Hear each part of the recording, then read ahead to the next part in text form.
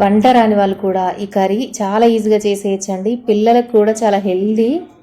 మెంతి కూర పన్నీర్తో మేతి చామన్ కర్రీ తయారు చేసేద్దాం. ఈ కర్రీ వారంలో ఒక్కరోజైనా ఖచ్చితంగా చేసుకొని తినండి. టేస్ట్ కాదండి, హెల్త్ కూడా చాలా మంచిది. పిల్లలకైనా పెద్దవాళ్ళకైనా చాలా మంచిది అనమాట. ఎందుకంటే ఇందులో మనకి మెంతి ఉంటుంది, అలాగే పన్నీర్ ఉంటుంది కాబట్టి చేయడం కూడా చాలా సులువేలేండి, కష్టపడాల్సిన అవసరం లేదు. ముందుగా మెంతి కూరని మంచిగా కడిగి ఇలాగా డ్రైగా ఫ్రై చేసుకోవాలి.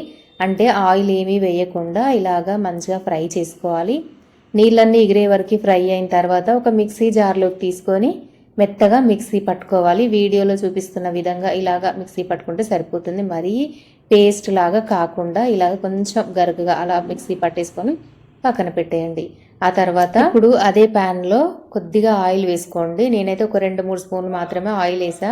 ఇప్పుడు ఇందులోకి 2 లవంగాలు, కొంచెం సాజీరా, అలాగే ఒక చిన్న చెక్క వేసుకొని ఫ్రై అయిన తర్వాత ఒక పెద్ద ఉల్లిపాయ, అలాగే ఒక 2 మీడియం సైజ్ టమాటాలు ఇలా ముక్కల కింద కట్ చేసి ప్యాన్లో వేసుకోవాలి. కొద్దిగా జీడిపప్పు వేయండి. తర్వాత అల్లం వెల్లుల్లి వేసేసుకోండి.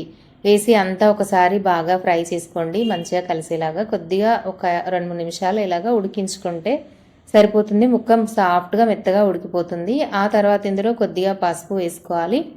అంతా ఒకసారి బాగా కలుపుకొని కొంచెం ఉప్పు వేసుకొని అంతా బాగా కలుపుకొని ఇప్పుడు స్టవ్ ఆఫ్ చేసి చల్లారనిద్దాం. ఇదంతా కూడా మంచిగా చల్లారిన తర్వాత ఒక మిక్సీ జార్లోకి తీసుకోవాలి. వేడివేడిగా ఉన్నప్పుడు కాకుండా మంచిగా చల్లగైన తర్వాత మిక్సీ పట్టుకోండి.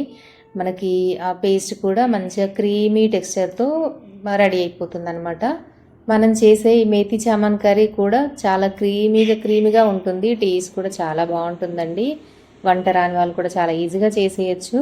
ఇప్పుడు ఇది మిక్సీ పట్టుకున్నాం కదా, పక్కన పెట్టేసి అదే ప్యాన్లో కొద్దిగా ఆయిల్ వేసుకొని ఒక 2 స్పూన్లు వరకు ఆయిల్ వేసుకొని కొద్దిగా కారం, అలాగే పసుపు, ఉప్పు వేసుకోవాలి. వేసి మనం ముందుగా మిక్సీ పట్టి పెట్టుకున్న టమాటా, ఉల్లిపాయ, కాజు పేస్ట్ని వేసుకొని అంతా కూడా ఒకసారి బాగా కలుపుకోవాలి. ఉప్పు కారం మంచిగా కలిసే విధంగా ఒకసారి కలుపుకొని ఒక 5 నిమిషాలు మీడియం ఫ్లేమ్లో ఉడికించుకోవాలి. అంతా కూడా చక్కగా ఉడికిపోతుంది. ఆ తర్వాత ముందుగా మిక్సీ పట్టి పెట్టుకున్న మెంతాకు ఉంది కదా, అది పేస్ట్ కూడా వేసేసి ఇప్పుడు ఇవి రెండు బాగా కలిసే విధంగా మంచిగా కలుపుకోవాలి. అవసరమైతే కొన్ని వాటర్ యాడ్ చేసుకోండి. ఇప్పుడు ఇందులో మళ్ళీ కొద్దిగా కారం, మీరు తినేదాన్ని బట్టి కొద్దిగా కారం యాడ్ చేసుకొని ధనియా పౌడర్ వేసుకోండి. కొంచెం చిటికెడు గరం మసాలా కూడా యాడ్ చేయండి.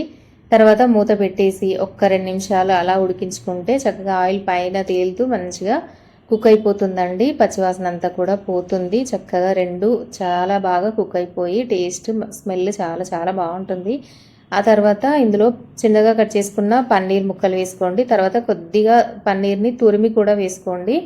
కర్రీ చాలా టేస్టీగా ఉంటుంది, చూడడానికి కూడా బాగుంటుంది, టెక్స్చర్ కూడా చాలా బాగా వస్తుందన్నమాట పన్నీర్ని ఇలా తురిమి వేయడం వల్ల. ఇప్పుడు పన్నీర్ ముక్కలు వేసాక స్లోగా కలుపుకోండి. మీరు ఇక్కడ కాజుని కూడా ఒక 15 నిమిషాలు నానబెట్టి చిన్న చిన్న ముక్కలు కట్ చేసుకొని ఆ కాజు ముక్కలు కూడా వేసుకోవచ్చు. అలా కూడా టేస్ట్ బాగుంటుందండి. కొద్దిగా కసూరి మేతి వేసి అంతా ఒకసారి బాగా కలుపుకొని పైన మరి కాస్త పన్నీర్ తురుము వేసి ఒక్కసారి కలిపి దింపేసుకుంటే రెడీ అయిపోయింది.